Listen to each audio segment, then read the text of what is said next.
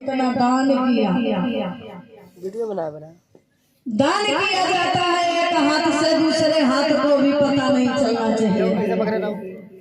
हम दान करते हैं और उसका डुंगी पीटते हैं। देखो, आप बैंक में पैसा जमा करते हैं, अपने सभी लोग जमा करते होंगे, या अपने घर में माताएं हमारी कोईचा करके रखती हैं, कुछ पैसे बचा के हमारी माताएं रखती हैं। अच्छा है, रखना चाहिए। लेकिन अगर वो पैसे किसी को बता दोगे तो वो धीरे धीरे खर्च हो जाएंगे। अगर आपने खाता खोला और किसी से बता दिया तो वो आपका धन जो है धीरे धीरे आप खत्म कर लोगे। क्योंकि हमें बता दिया तो हमने कहा भाई आपके पास रखा है, थोड़ा हमें दे दो, ये काम चला ले, फिर हम आपका दे देंगे। अगर किसी को पता ही नहीं है उसका तो वो खर्च नहीं होगा और बैंक में उसकी ब्याज बढ़ती रहेगी। यही दान का हाल है। दान करके अगर आप बता देते हैं भाई 5,000 रुपये फलाने सरपंच ने राम कथा में मानस सम्मेलन में दान किए, भाई उन्होंने आगे माइक पे बुलवाए, अरे भाई हमारे प्रधान जी ने 5,000 रुपये दान में दिए हैं। अब माइक से बोले गए, दुनिया को पता चल गया, दुनिया को पता चला, माइक से जो दान बोला गया सबको पता चल गया। अब उसका क्या होगा? वो धीरे धीरे धीरे धीरे खत्म हो जाएगा। क्यों? कि तुमसे हम कहेंगे, हमसे तुम कहोगे, उनसे वो कहें, अरे बहन 5,000 दिए उसने, अरे चाची उसने 5,000 दिए, अरे बुआ जी उसने 5,000 दिए। क्या आप लोग कभी पाप करके किसी को बताते हो? क्या कभी कोई पाप हो जाता है जाने अनजाने में? और धरती पर ऐसा कोई नहीं कि जिससे पाप ना होता हो। क्या साधु, क्या रंग फकीरा और क्या राजा, क्या रानी, ऐसा कोई दुनिया में नहीं है जिससे पाप ना होता हो।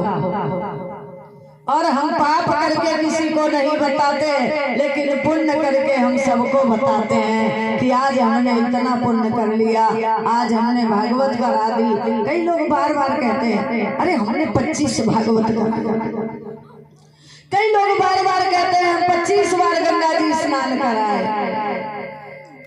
बताने से हमारा पुण्य कम होता है और पाप अपना छुपा के बैठते हैं तो वो बढ़ता जाता है। एक गांव में एक बंदा रहता था, चौधरी। तो वो चौधरी बड़ा पापी था, वो सबसे छुपा के पाप किया करता था। दिखावे में बड़ा धर्मात्मा था, लेकिन वैसे बड़ा पापी था। जब वो भगवान के यहाँ पहुंचा, किसी को बताता नहीं था जो पाप करता था। जब भगवान के यहाँ पहुंचा तो जैसे ऊंट गोबर करता है ना, घोड़े और ऊंट गोबर करते हैं, तो उसका ढेर लगा हुआ उसे मिला।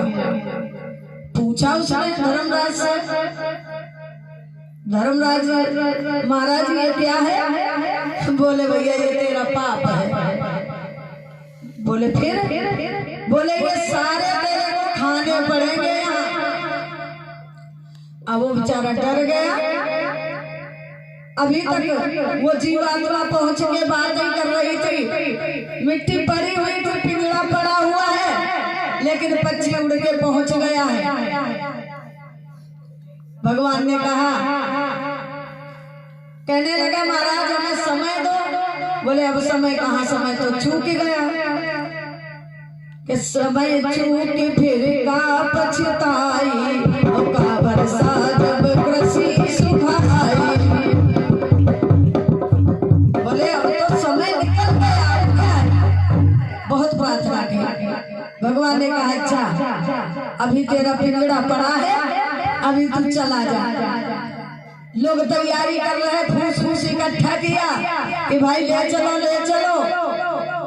लेकिन जब हिलने डुलने लगा तो बोले इसके तो पैर हिल रहे हैं। क्या हुआ आपके गांव में कभी ऐसा होता है? कभी कभी कि बुढ़ऊ मर गए, पूरे में हल्ला हो गया कि बुढ़ऊ मर गए, रिश्तेदार इकट्ठे हो गए, बुढ़ऊ जिंदा हो गए। लौट के आ गए चौधरी साहब ने विचार किया कि ये पाप कैसे घटाए जाए। चौधरी साहब बुद्धिमान थे, उन्होंने अपने घर में लाके अपनी एक भांजी रख ली। भांजी को रखते अपने घर में भोजन व्यवस्था और सारी सेवा उस भांजी की करते, और सुबह उसके चरण बिंदों को धो के पीते, कन्या की सेवा करते।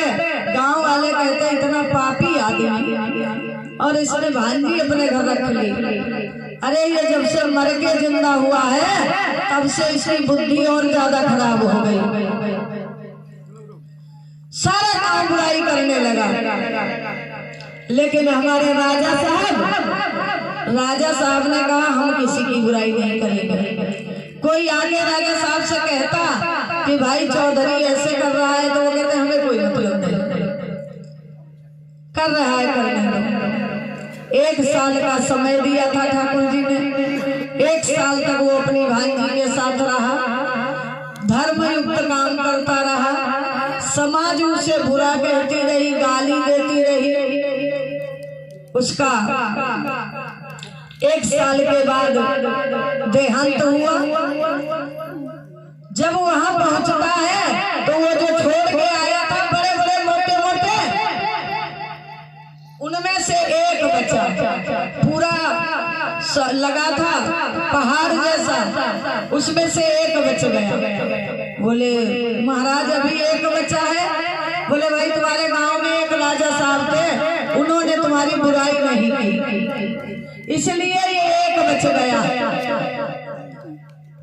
निंदक नियरे राखिए आंगन कुटी छवाए, और बिन साबुन बिन नीर के निर्मल करे सुभा।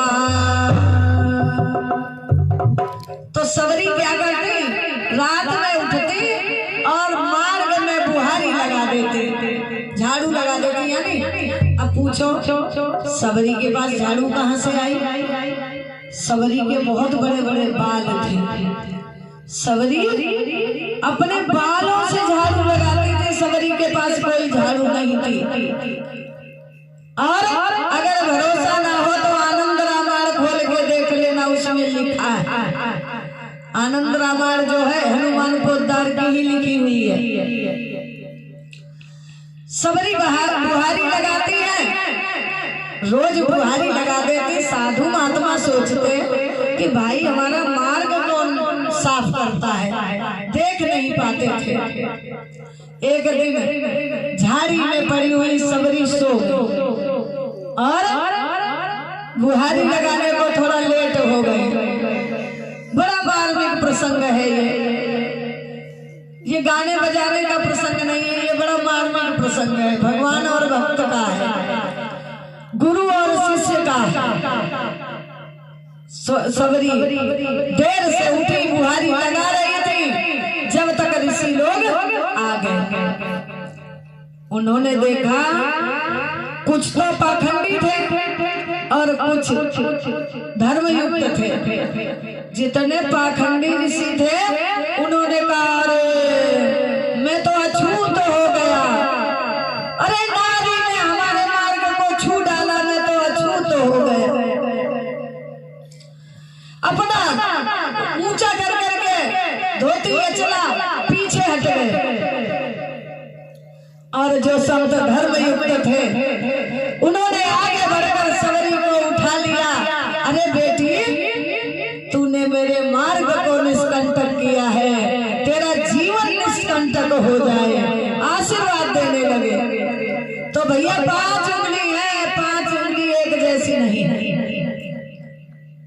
कोई आल मस्त, कोई चाल मस्त और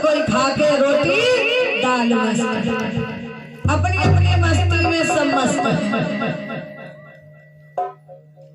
भाई जो पाखंडी ऋषि लोग थे वो बोले मैं छूत हो गया, मैं फिर से स्नान करने जा रहा हूं। कथा का विस्तार नहीं बढ़ाएंगे, 20 मिनट के बाद आवाज आएगी। तो स्नान करने गए तो क्या देखते हैं, जो पंपा सरोवर था जहां ये लोग स्नान करने जाया करते थे, पंपा सरोवर का पानी लाल लाल हो। लाल पानी देखकर सब ऋषि लोग हाथ में जल लेते हैं, कीड़े मकोड़े दुर्गंध युक्त जल हो गया।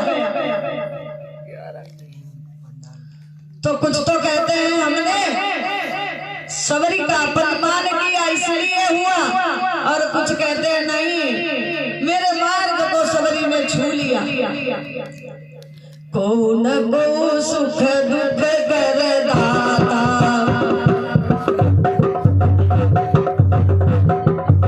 कौन को सुख दुख कर दाता, कर्म विधान भी सब जिताता। कोई किसी को दुख और सुख देने वाला नहीं है, सब अपने कर्मों के अनुसार दुख और सुख को प्राप्त होते हैं। जब ऋषियों ने देखा भगवान सब कुछ सहन कर लेते हैं, लेकिन भगवान अपने सेवक का अपमान कभी सहन नहीं करते। कहते हैं भगवान सब कुछ सहन कर लेंगे।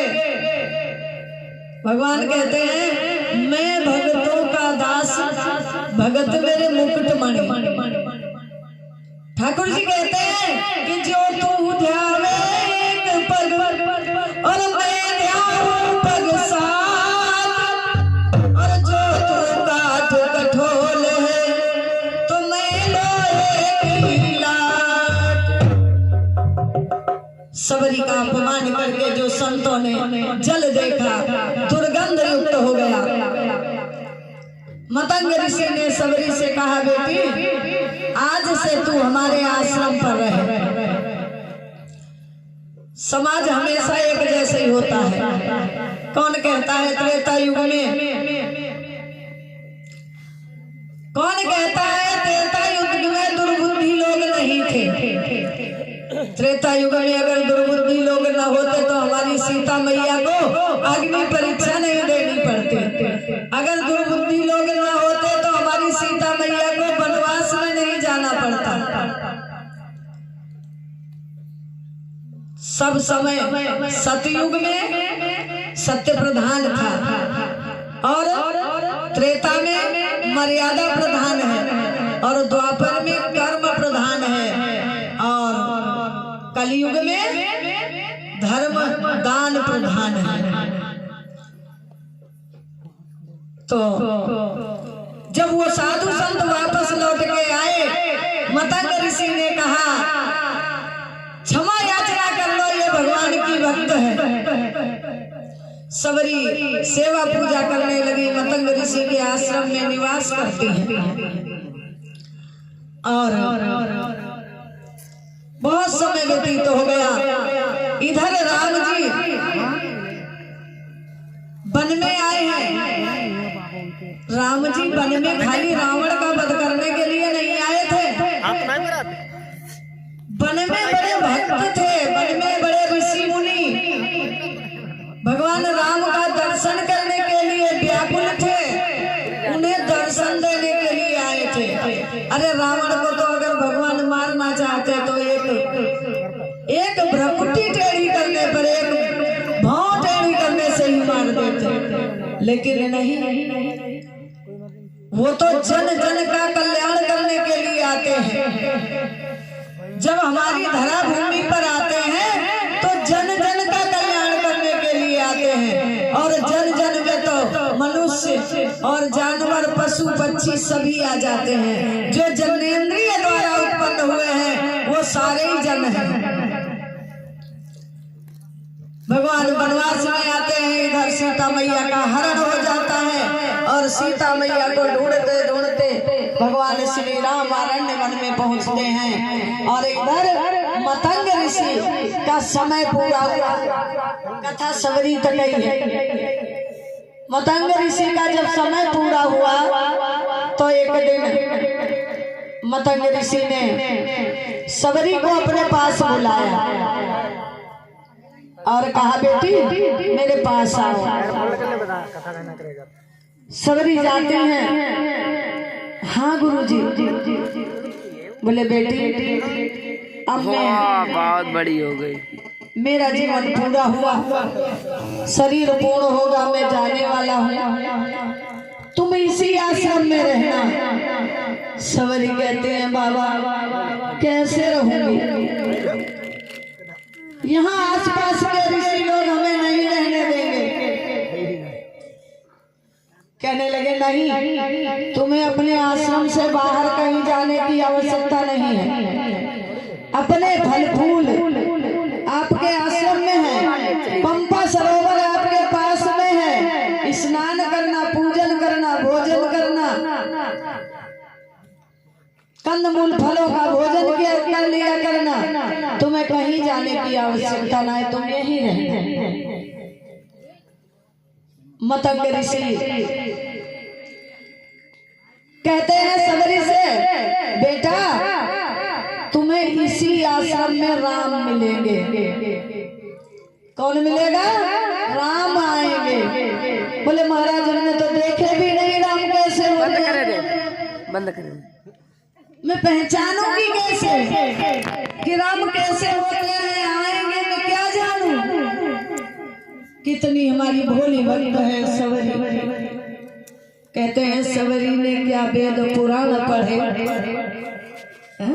सबरी ने वेद पुराण नहीं पढ़े थे, लेकिन भगवान ने उनके ऊपर कितनी बड़ी अनुकंपा की। सबरी ने क्या किया था, किसके बदले में सबरी को किसके फल में भगवान मिले थे? सबरी ने सेवा की थी। आज हम थोड़ी राम जी की कथा के वाचने लग गए, हम सोचते हैं कि हमारे कपड़ा भी जजमान धो दे।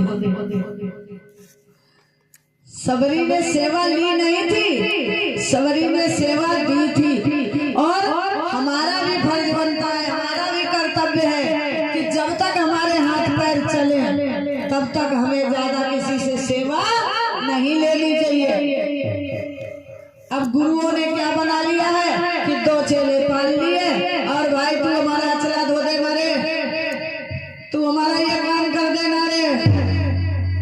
नहीं, जब तक हमारा शरीर चले तब तक हमें अपने बच्चों से भी सेवा नहीं लेनी चाहिए, अपने वस्त्र नहीं धुलवाने चाहिए। क्यों? कि अगर हम सेवा लेते हैं तो सेवा देने वाले के लिए हमारे सारे पुण्य चले जाते हैं। माला तो हमने फेरी, लेकिन वो माला हमारे किसी काम में नहीं आई। माला फेरत जुग गया और फिरान मन का फेर, कर का मन का डाल दे और मन का फेर। जब तक हम अपने मन से पवित्र नहीं होते हैं, मन से पवित्र हम जब ही होते हैं जब हम किसी से कोई याचना नहीं रखते, किसी से कोई भाव नहीं रखते कि हमारा कोई कार्य।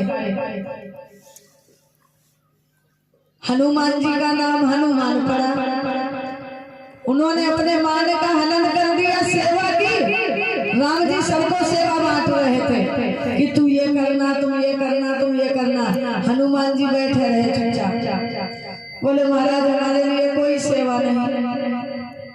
बोले कोई बात नहीं हनुमान, तुमने बहुत सेवा की लंका में, तुमने हमारे बहुत बड़े काम किए।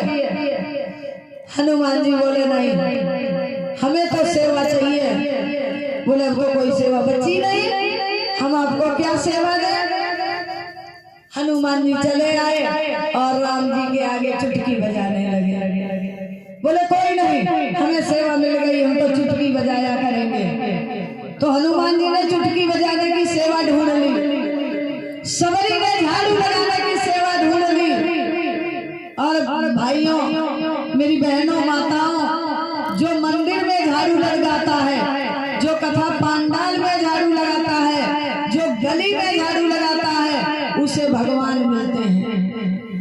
ये कहो कि भैया राम लक्ष्मण भरत शत्रुघ्न समेत चारों भैया आके आपके सामने खड़े हो जाएं, ये कलयुग है।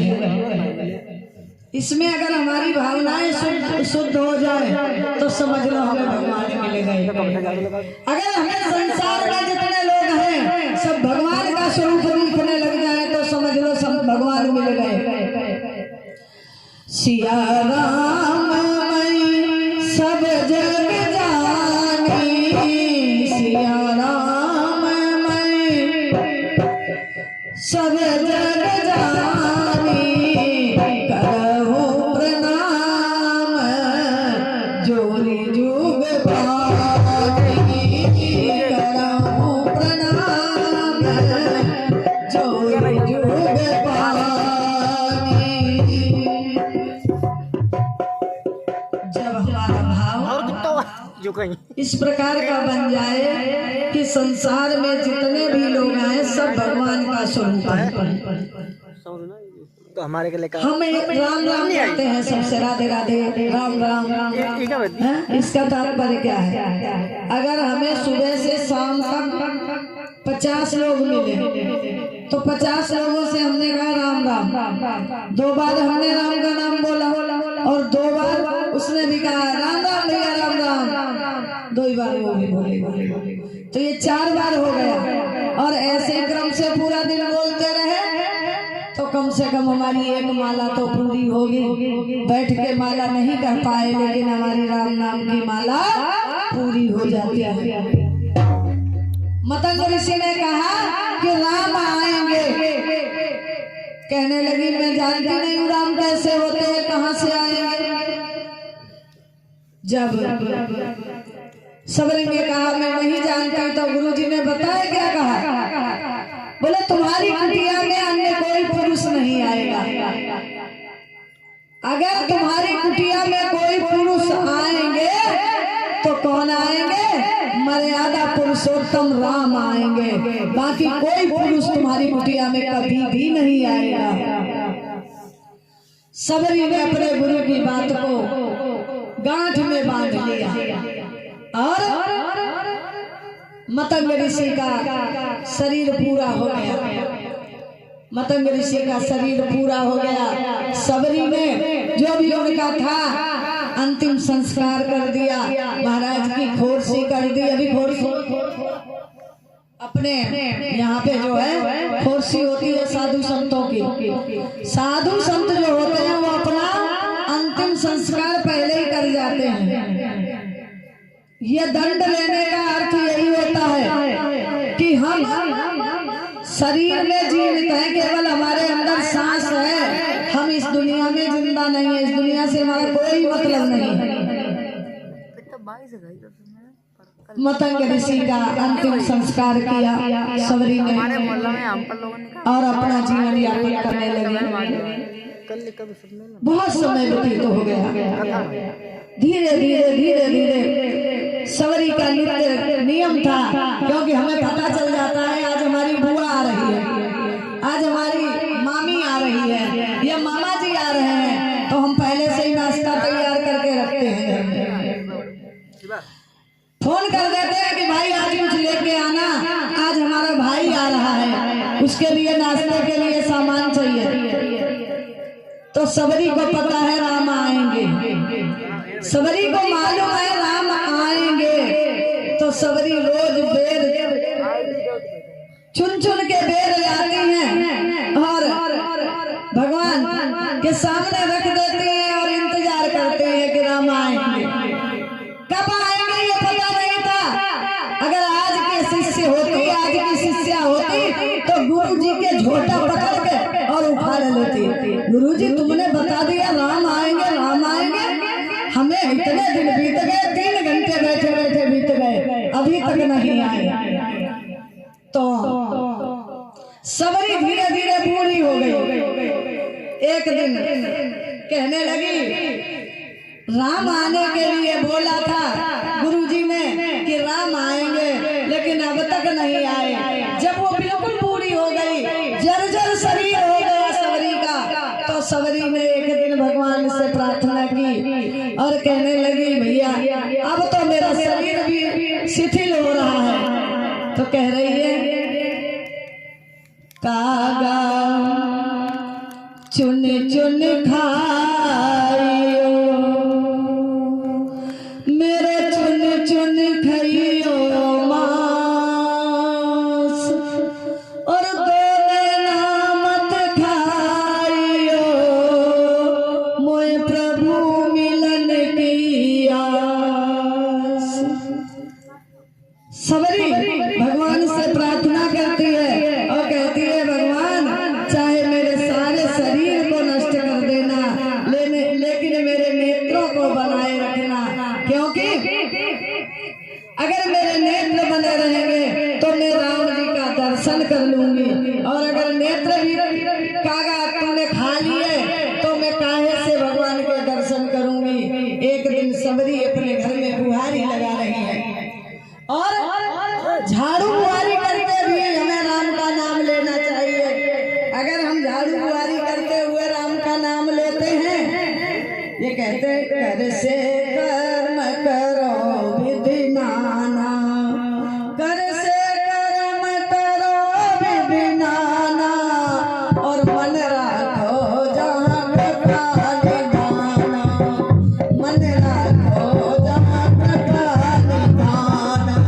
हाथों से काम करो, हाथ पैरों से काम करो, लेकिन मन भगवान के पास रखो। मन में जब राम राम करते हुए रसोई बनाओगी तो रसोई बड़ी अच्छी बनेगी, और अगर गाली देते हुए बनाओगे अरे खाने के लिए इतने लोग बनाने के लिए हम अकेले, तो रसोई में स्वाद नहीं आएगा, गालियों का ही स्वाद आएगा। अब एक छोटा सा भजन बोलते हैं। सबरी क्या बोल रही है? रामा रामा रटते रटते बीती रे उमरिया, रामा रामा